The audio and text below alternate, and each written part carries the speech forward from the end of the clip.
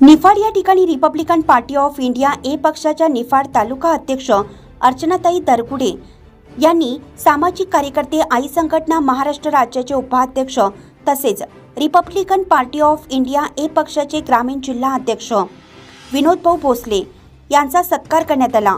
त्यावेळेस विनोदभाऊ भोसले यांनी आपलं मनोगत मांडलं व ताईंना देखील पुढील वाटचालीसाठी शुभेच्छा दिल्या।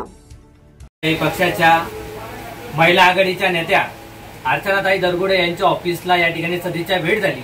भेट झाल्यानंतर ताईंना जो माझा यथोचित सन्मान केला त्याबद्दल मी संपूर्ण रिपब्लिकन पार्टी ऑफ इंडिया या पक्षाच्या कार्यकर्त्यांच्या वतीने ताईंचे खूप खूप आभार मानतो। आणि ताईंचं काम सांगायचं जर ठरलं तर नाशिक जिल्ह्यामध्ये शोषित पीडित कुठल्याही घटकांवर तो माणूस असो किंवा कुठली जात भेद न बाळगता त्या व्यक्तीला न्याय देण्याचं काम ताईंच्या माध्यमातून घडत असतं।